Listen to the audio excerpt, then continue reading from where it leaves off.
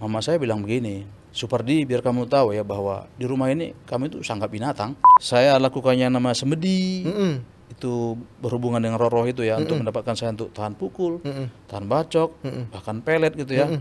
Tetapi kembali lagi, hati saya sebenarnya ada rasa takut, ada yang lebih hebat daripada ini. Aku satu gelas doang, saya tarik gitu, saya minum.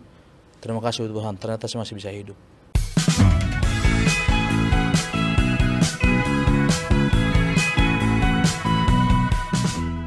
Selamat datang di Sit In Podcast. Kembali lagi bersama saya, Fremky Kristoforus, yang akan menjadi host di episode kali ini. Sebelumnya, jangan lupa untuk follow dan subscribe kita di semua media sosial @GKDOfficial. Narasumber kita hari ini, dia tumbuh dari lingkungan rumah yang keras, pernah tersesat dalam kebatinan, mau melampiaskan amarah, dan nyaris mengakhiri hidupnya.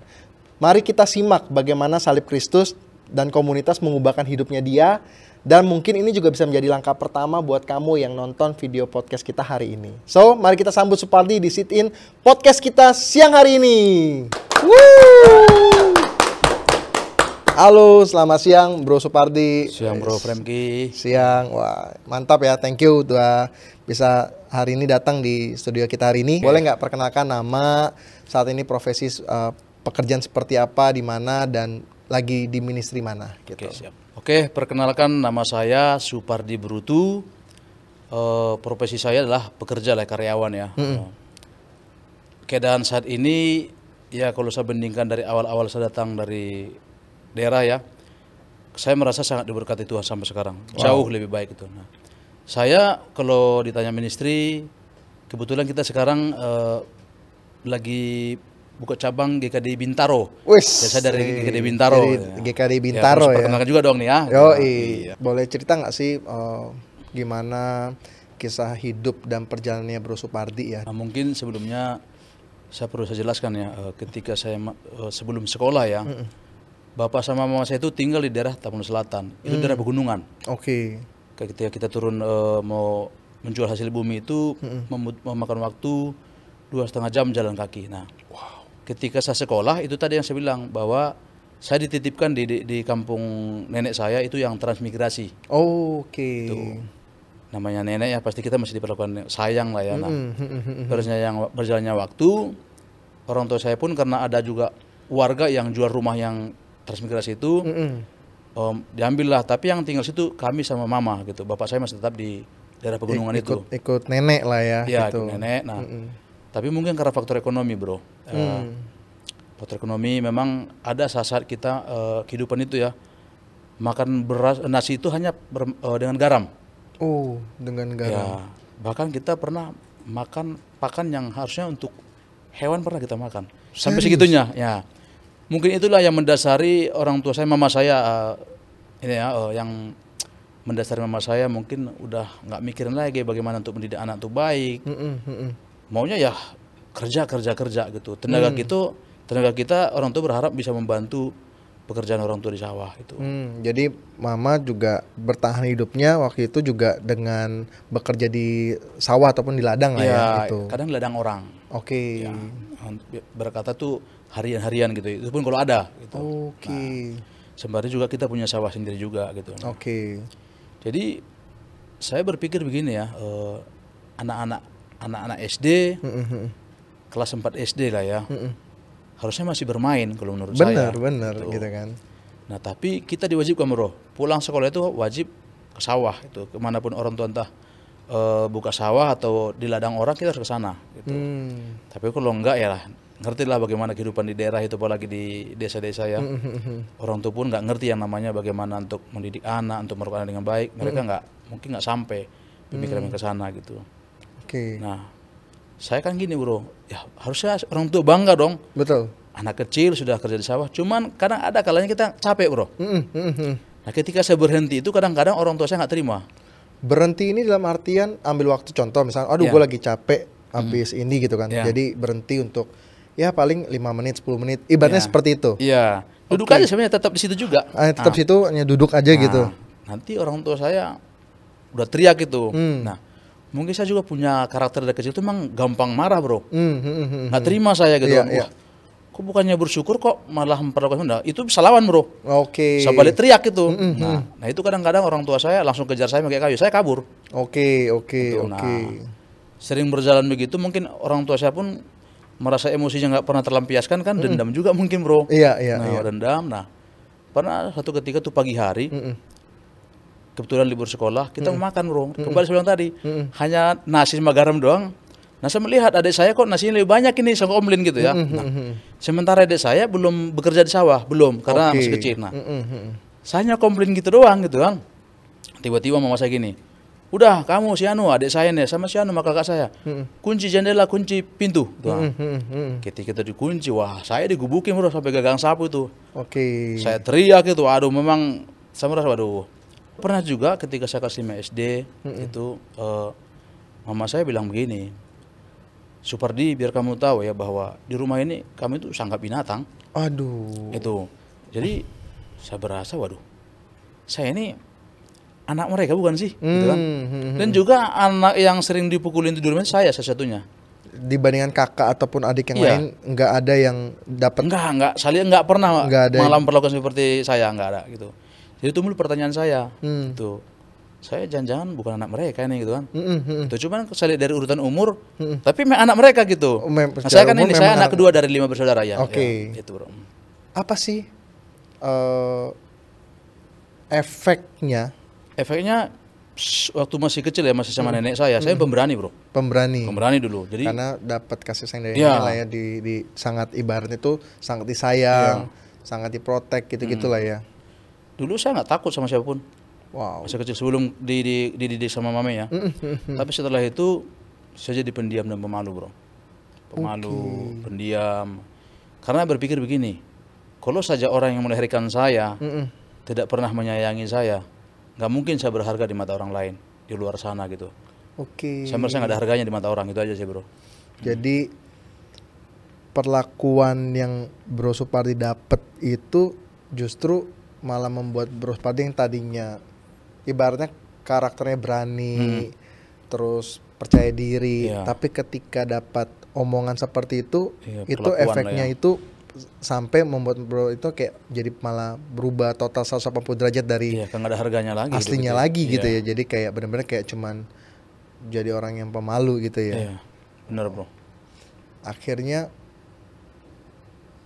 tumbuh menjadi yang tadinya pemberani, cuman jadi Supardi yang pemalu, kan nggak bisa apa-apa gitu ya. Bener ya, bener kayak jadi kayak merasa aduh gue nggak berharga banget nih, bener-bener kayak takut gitu ya gitu. Apa aja hal-hal yang Bro Supardi lakukan untuk bisa kayak ibaratnya bisa diterima dan bahkan bisa merasa berharga ya gitu. Iya, tapi saya ini jelasin dulu ya. Sekarang saya menyadari bahwa kenapa orang tua mama saya memperlakukan seperti itu, mungkin karena faktor ekonomi. Dan dia mungkin tidak menyadari bahwa itu adalah perbuatan yang tidak bagus untuk mendidik anak. Itu yang saya yakini sekarang ya. Bro bilang tadi untuk saya mengatasi untuk bagaimana cara untuk saya merasa diterima gitu ya. Sekolah ya atas sendiri bro. Di sekolah itu saya merasa gini, kalau saya nggak nakal nggak ada teman. Itu awal pertama. Tapi saya nakal pun kayaknya nggak ada teman juga gitu. Iya, saya coba gitu namanya kenakalan sekolah yang merokok yang segala macam tuh saya coba lakukan itu. Yang namanya loncat dari jendela sekolah, bolos. Tapi persen teman nggak ada juga gitu kan. Nah, karena saya juga tumbuh di sekolah yang keras bro. Saya kan STM sebenarnya. Oh oke. Benar. Namanya berantem itu pasti udah biasa gitu. Kalau ribut bisa bawa apa? Iya, perang apa gitu kan. Cuman saya orangnya jujur kan udah penakut bro. Orang udah penakut. Nah, akhirnya itu lagi kebetulan setelah saya SMK atau STM tadi kan saya udah balik ke tempat bapak saya. Oh, di pegunungan. Setiap libur sekolah itu saya udah ke sana, bukan lagi ke daerah nenek saya. Nah, pegunungan itu saya nggak tahu. Kalau menurut pandangan saya orang tua sana banyak kayak pelarian dari tempat lain tuh punya pegangan itu gitu. Pegangan ini dalam artian ilmu kebal. Ya, pegang-pegang ilmu-ilmu lah ya. Ilmu-ilmu gitu ya. Gitu. Bermacam ilmu gitu. Jadi dan juga akhirnya timbul juga ketakutan di sana. Wah, kalau saya nggak punya pagar-pagar ini nih, bisa ini juga nih, saya salah omong bisa kena juga nih. Karena banyak juga ketika ada meninggal, kebilangnya disantet lah. Ketika ini semua selalu berbau ketika ada orang meninggal atau sakit, selalu orang perbincangan orang berbau mengarah ke sana. Jangan-jangan ini, nah timbullah pemikiran itu bro. Dan juga saya merasa gini, setelah saya nanti selesai sekolah saya mau kemana? Mental saya nggak ada. Itu nggak ada nyali mau merantau juga. Ya udah, karena memang dunia kita di situ ada di situ, dan juga saya punya teman akrab di situ, memang Benar-benar. punya pegangan juga. Udah saya coba belajar itu, baru mencari itu. Berapa lama mempelajari kayak ataupun nyari tentang ilmu pegangan itu? Ya, kalau saya gini kan, kalau kita bicara tentang itu kan pasti ada tingkatannya, bro. Bener. Sebenarnya saya masih tingkatan paling bawah sebenarnya. Oke. Karena gini, saya sebenarnya nggak sungguh-sungguh sebenarnya. Karena saya bilang tadi, saya dari kecil meyakini adanya Tuhan itu. Nah, kalau dibilang berapa lama, itu kadang-kadang ini ketemu orang minta satu. Ketemu orang minta satu itu kayak gimana Kadang maksudnya? gini, oh kamu dia punya pegangan nih, boleh dong bagi satu gitu. Oh. Gitu, bro. Oh, jadi itu bisa dibagikan ya? Iya, kan dia berbentuk, kadang ada yang berbentuk mantra, bro. Ada yang Oke. berbentuk ditelan. Oh. Itu. Nah, kebetulan teman saya ini memang saya melihat pernah dibuktikan tuh, dia bacok badannya nggak kenapa-napa. Oke. Itu wah, ini saya merantau perlu nih. Itu. Saya lakukannya nama semedi. Itu berhubungan dengan roh-roh itu ya, untuk mendapatkan saya untuk tahan pukul, tahan bacok, bahkan pelet gitu ya. Tetapi kembali lagi, hati saya sebenarnya ada rasa takut, ada yang lebih hebat daripada ini. Bahkan pernah gini, terakhir saya menerima ilmu yang dari guru saya ini gini, ada beromongan gini. Jadi kita disiapin mempersiapkan pisau, kita kasih ke guru gini, ketika kita terakhir itu gini, dia kasih pisau itu gini, tajam pun pisau ini, lebih tajamlah ilmu yang kamu terima. Dan ada dikasih sesuatu yang saya telan di dalam itu, saya telan gini, telan ini, menerimalah tubuh dan rohmu. Wah, ketika saya telan, bro, langsung pikir, oh berarti saya udah putus dengan Tuhan ini. Tuh.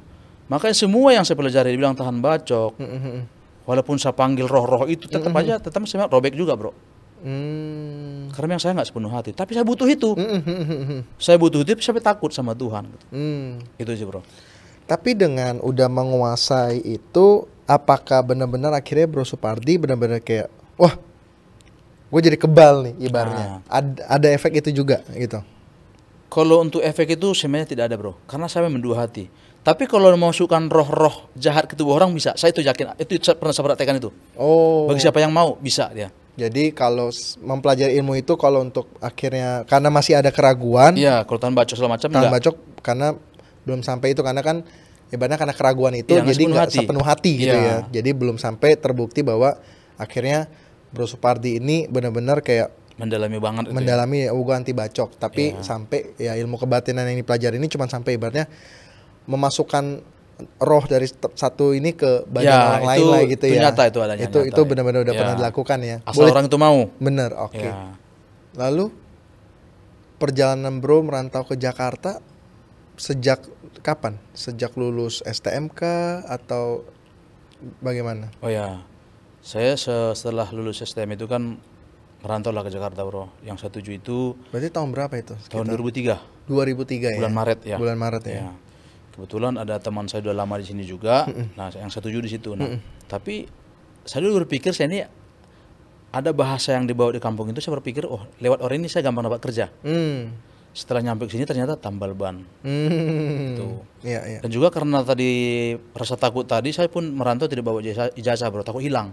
Oh, oke. Udah mentalnya tadi udah nggak ada itu. Takut, serba takut itu. Jadi apapun itu jadi serba takut ya. Ya. Karena ya udah terbentuk takut itu ya dari kecil itu Iya, gitu ya. mentalnya udah ini ya rusak. Nah, saya merantau dan dibilang gini, kamu belum waktunya datang ke sini. Karena adik-adik saya pun masih banyak yang nganggur. Oke. Padahal dibilang dari kampung itu datang aja. Hmm.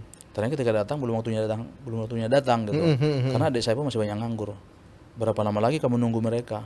Baru saya mikirin kamu. Nah, akhirnya saya loncat ke tambal ban yang satu, pindah ke tambal ban yang lain, hanya untuk bertahan hidup aja. Nggak mikirin gaji, memang karena nggak ada gaji gitu. Karena yang saya tumpangin pun boro-boro untuk gaji buat hidup dia kan mungkin belum ini juga kan itu. Paling ibaratnya kalaupun dapat tambal ban di jalan ya Iya. dapat untuk makan Ya, minum makan. sehari-hari itu Ya. aja gitu ya. Nah, dari daerah Sumatera yang tadinya nggak berani ngapa-ngapain, apa satu keyakinan yang akhirnya buat Bro Supardi ini kayak gue ke Jakarta deh gitu. Iya. Kenapa? Maksudnya kan Apa yang membedakan bertahan di sana dengan akhirnya memilih untuk gue mau ke Jakarta gitu? Ya, tadi kan kita baru cerita mama saya, Mm-mm. belum cerita bapak saya sebenarnya. Hmm. Bapak saya lebih sadis di rumah itu. Oh gitu. Iya, saya pernah di masa kecil saya lihat, saya pernah ingat bapak saya kejar mama saya pakai pisau. Wow. Lebih sadis lagi bro. Bahkan perlakuan bapak saya lebih sadis lagi menurut saya.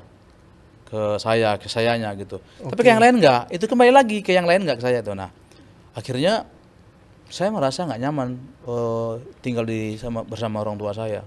Oh. Pengen buru-buru bebas gitu kan. Iya. Kayaknya sebenarnya saya dikasih pilihan 3 bro.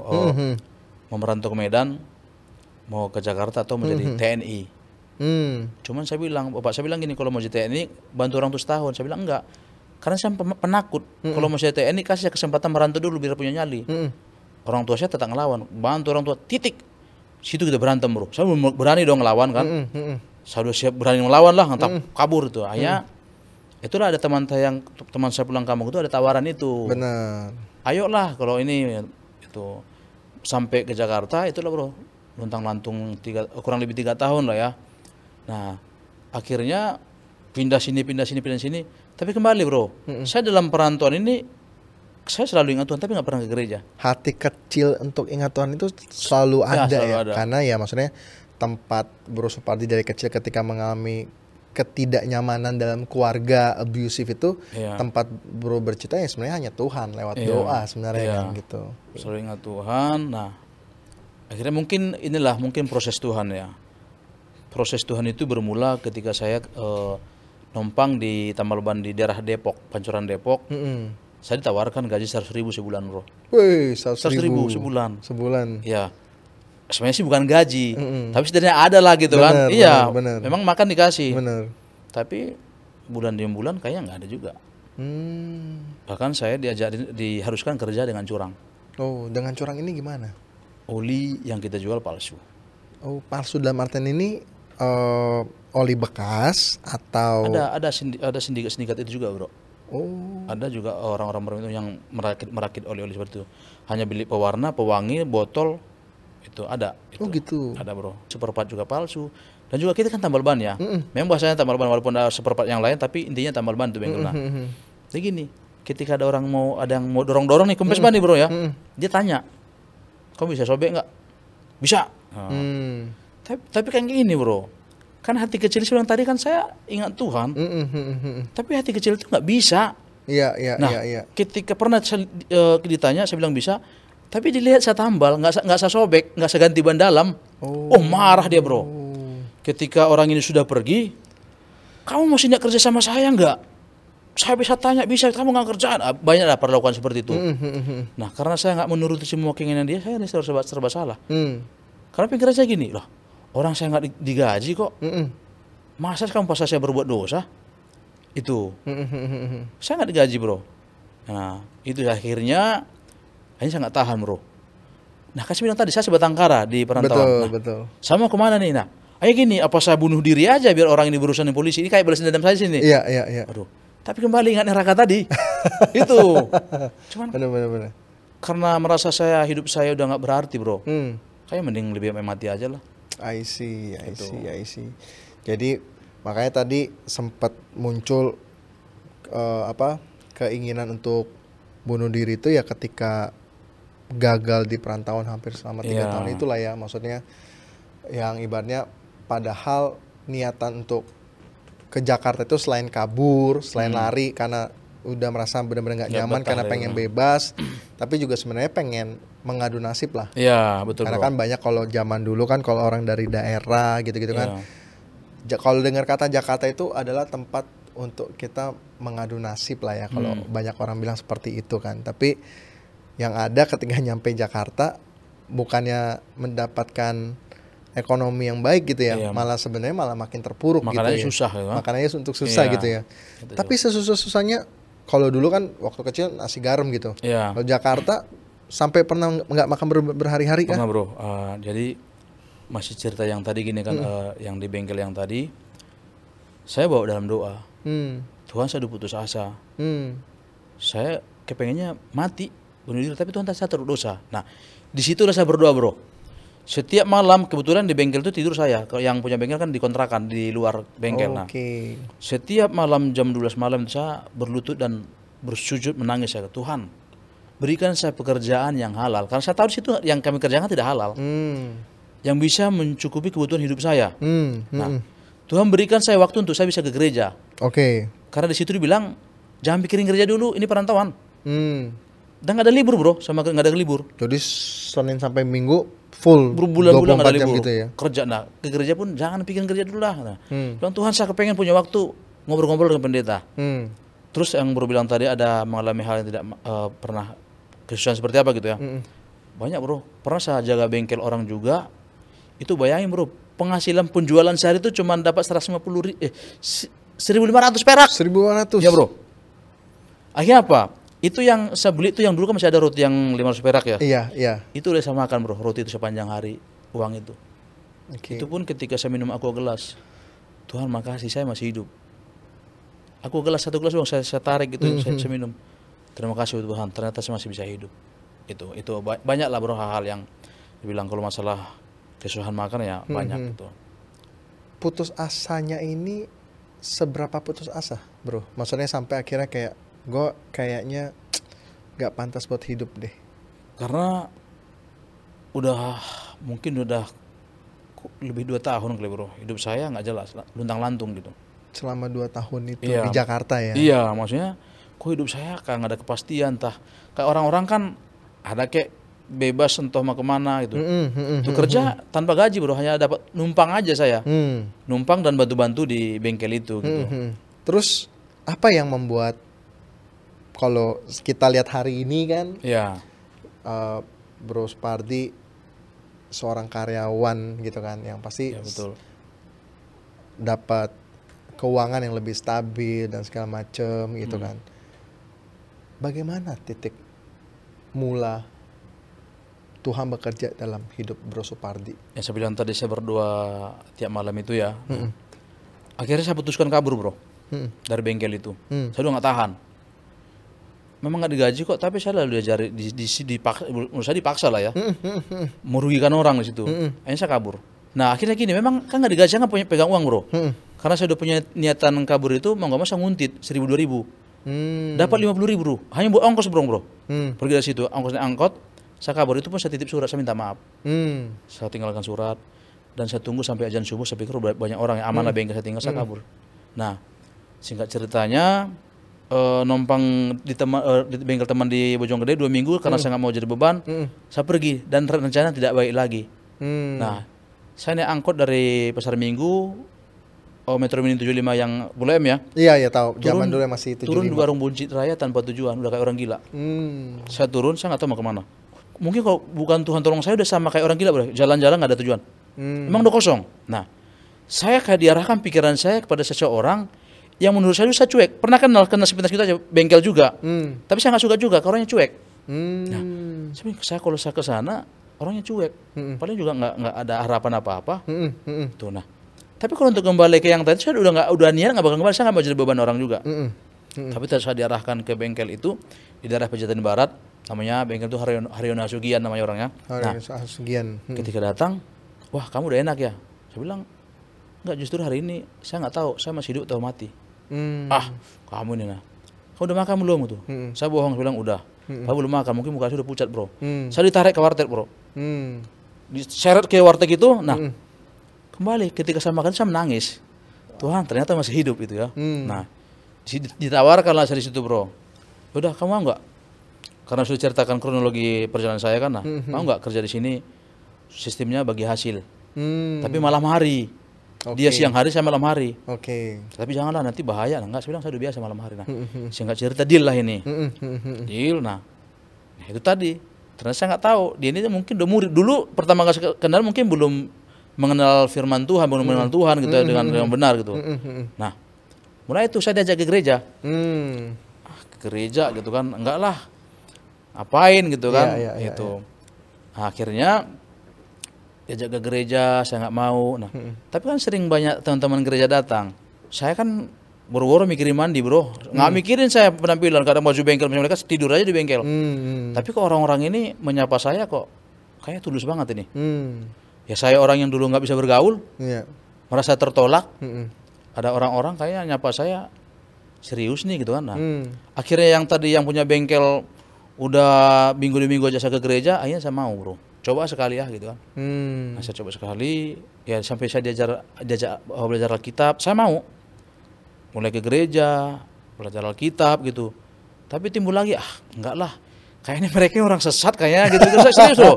Saya kan dari gereja kesukuan di daerah. Iya, iya, iya. Yang hening. Iya, iya, iya. Terus tiba joget-joget, tepuk tangan. Mereka ini orang sesat ternyata nih gitu. Ya saya Jadi kok menghindar. tiba-tiba ramai gitu ya. Iya, pakai pakaian rapi ya. Saya ini Iya. kan gembel. Bukan ini kayaknya bukan tempat saya nah. Itu. Akhirnya saya nggak mau lagi. Saya menghindar malah enggak.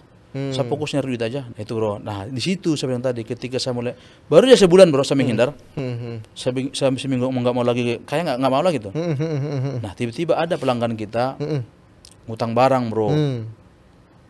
Pelanggan kita dulu banyak angkot. Nah kita ketika mereka ngutang itu bayar. Nah ada satu orang oknum lah saya bilang ya.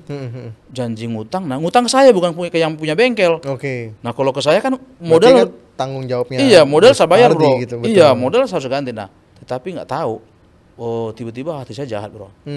Padahal sebelum saya merantau dulu ke Jakarta, saya ada gini ngomong dari mulut saya gini. Saya bersumpah pada diri saya, tidak akan saya kotori tangan saya menciderai orang. Apapun ceritanya gitu. Itu saya punya sumpah dulu sebelum merantau. Nah tapi emosi saya nggak tahu. Emang udah latar belakang sifat ada emosi kan bro. Nah, Benar. di situ menurut saya berlebihan. Akhirnya dulu yang saya bilang pisau cerita waktu berguru kan saya bawa ke perantauan bro. Masih Saya bawa itu masih pisau dibawa itu ya? dari kampung saya bawa. Itu saya gunain untuk menciderai orang bro. Saya niatan untuk menciderai orang ini.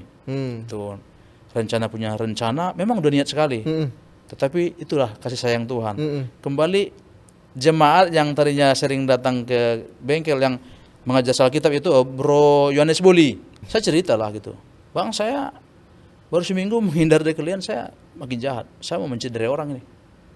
Nah, karena memang udah saya cerita perihal saya bagaimana saya dulu belajar ilmu. Iya, iya. Bro Boli bilang gini, ya kamu kan cerita kamu, Bang, nah, dulu kan kamu bilang pernah belajar ilmu, ya intinya kamu udah berteman dengan iblis-iblis itu. Nah, ketika kamu tinggalkan mereka, mereka nggak terima, kamu kan dibuat semakin jahat.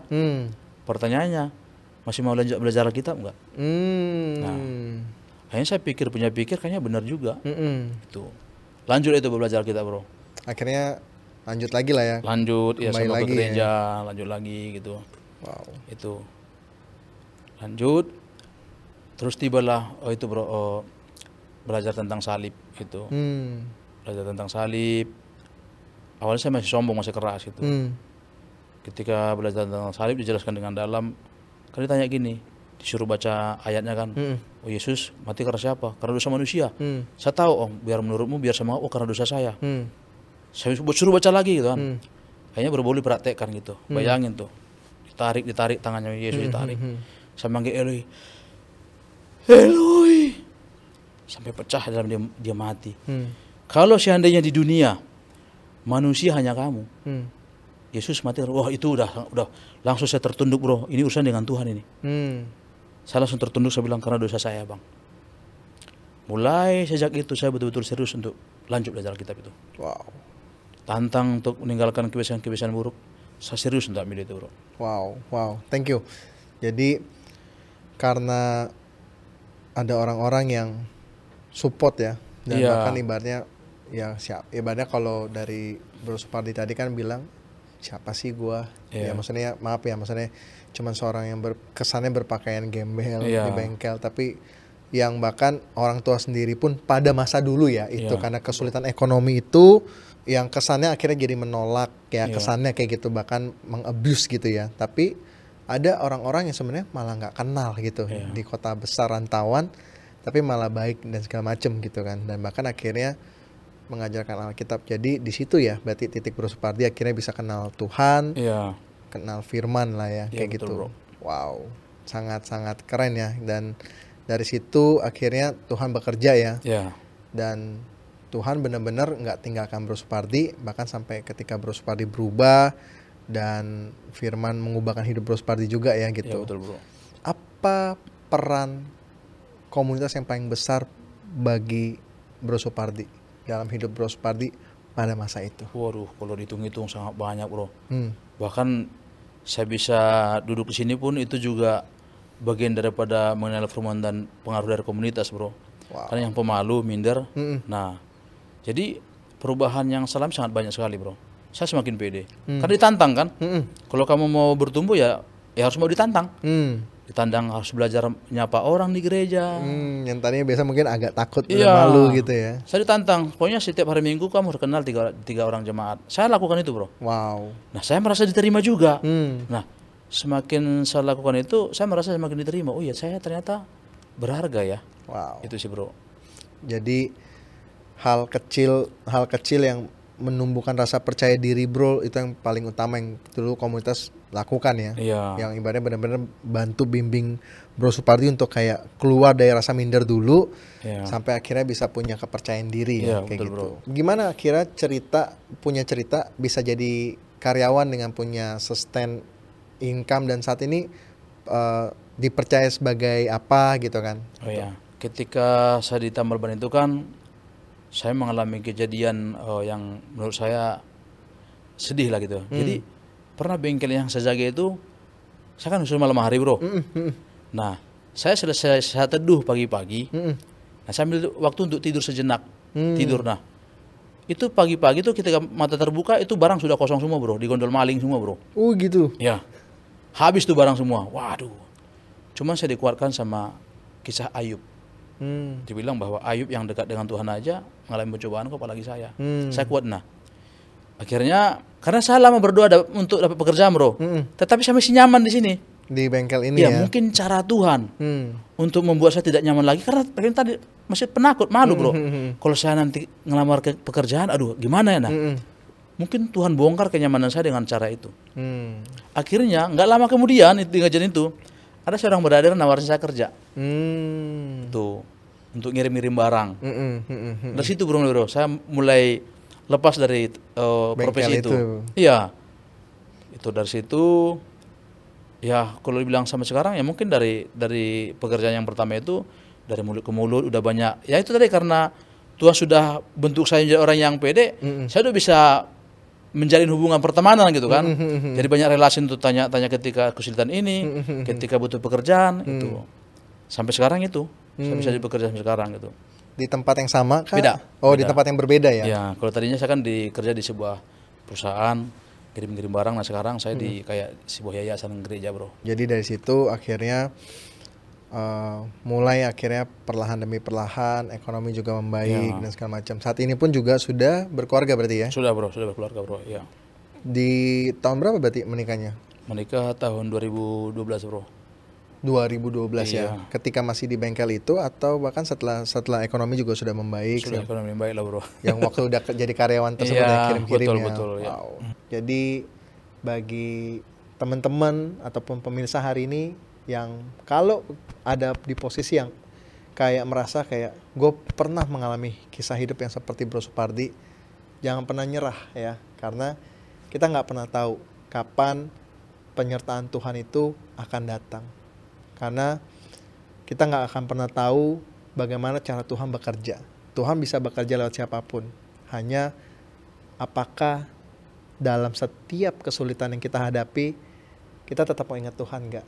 Karena yang membuat Bro Supardi hari ini bisa berbagi hidupnya dia, karena dia dalam setiap titik persimpangan kehidupan dia, titik persimpangan kerohanian dia tetap memilih untuk ingat Tuhan ya. Ya, betul, bro. Bener banget ya.